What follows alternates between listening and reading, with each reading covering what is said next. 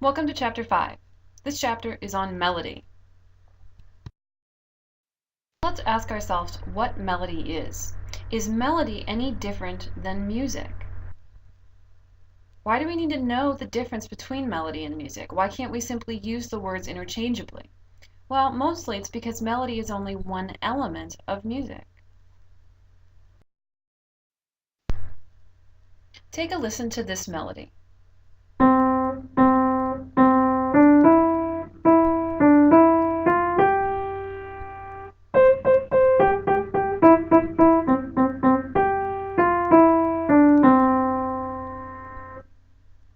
That melody is a series of single tones that add up to a recognizable whole.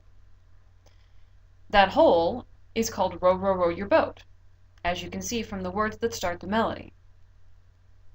You can also think of a melody as a series of single tones that have shape, direction, and continuity. If you look at the music below, even if you don't read it, you can see that the line moves up and then it moves down again to finish the piece. It has a sense of direction as it moves up.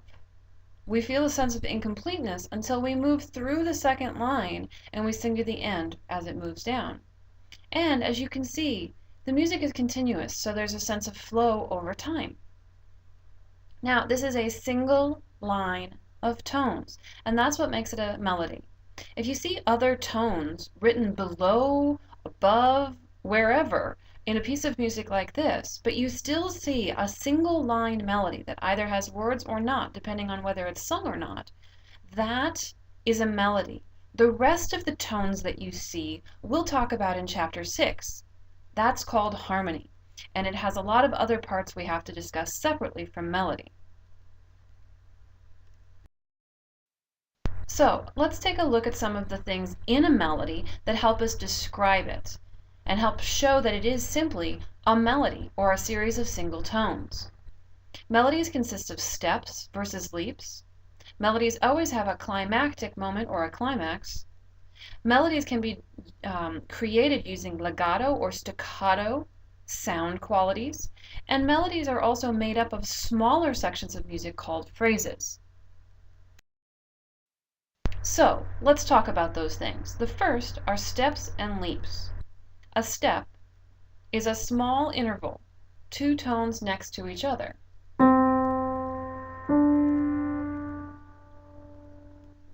A leap is something much larger, such as this. So you can tell there's a wider distance between the two pitches in a leap than there are in the steps.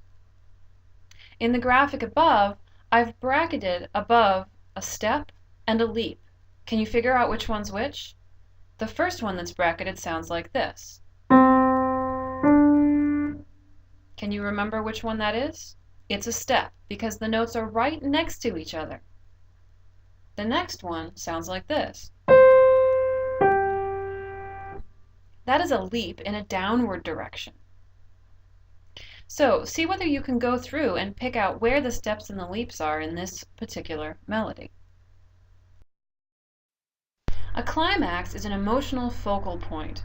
It's often the highest tone of a particular melody. So listen again to Row, Row, Row Your Boat.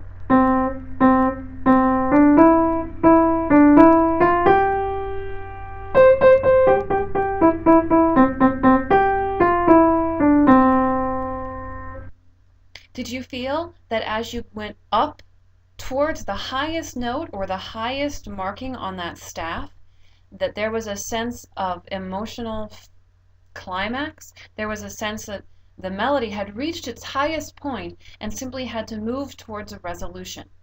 That would be the end of the melody. That's a climax. It's a pretty simple thing. In more complicated music, sometimes it's hard to find that climactic moment, and there can be more than one. But in a simple melody, such as this folk melody, Row, Row, Row Your Boat, there's only one climax, it's in the middle of the phrase, and it's at the highest tone of the melody. The next two words we're going to talk about are legato and staccato. These are two ways in which the tones that make up a melody can be performed that alter the sound or the tone color of the melody. Legato is represented by the two marks you see here, either a dash at the top of a note or a line that looks as though it's connecting a group of notes on a musical staff.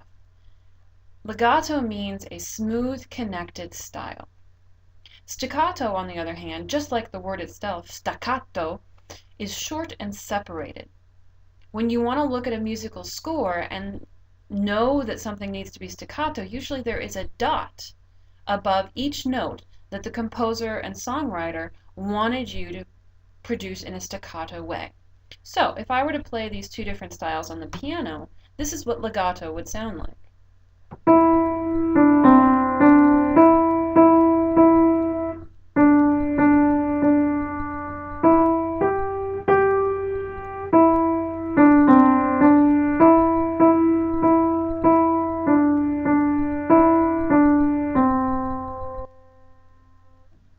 That's legato. Did you notice how smooth and connected the notes were? Here's staccato.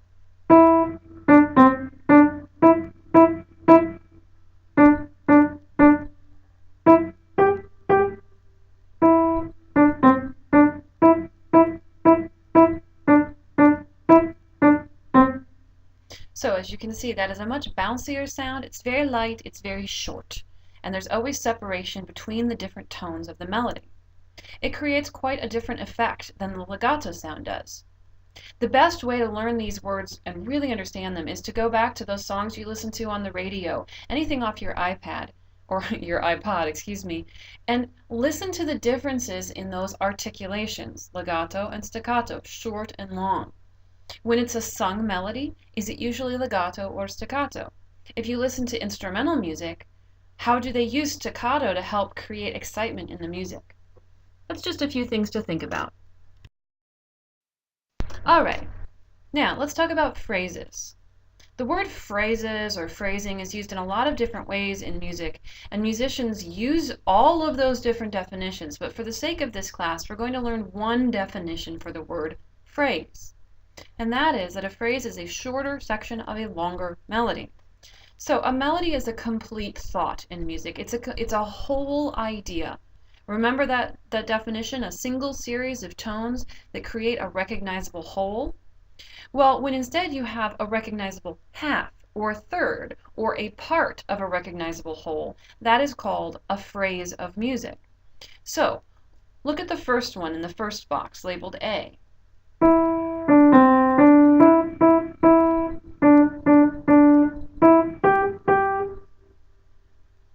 If I just stop there, what do you want to do? You want to continue because you know that there's more to the song, right?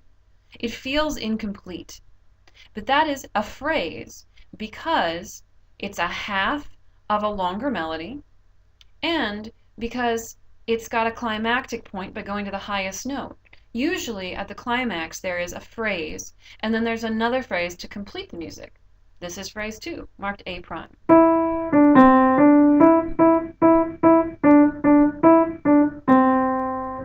Now, many longer melodies in romantic music, popular music, folk songs, jazz, blues, all of that, those melodies can have more than 2 phrases. They can have 3, 4, 7. It doesn't matter. But you need to know that melodies have parts to them. So if you hear something that sounds incomplete, you're probably listening to a phrase of music that's been interrupted that is part of a longer melody. Let's listen to a melody, shall we? This is a very famous one called Simple Gifts. It's incorporated into your assignment, so take a good listen.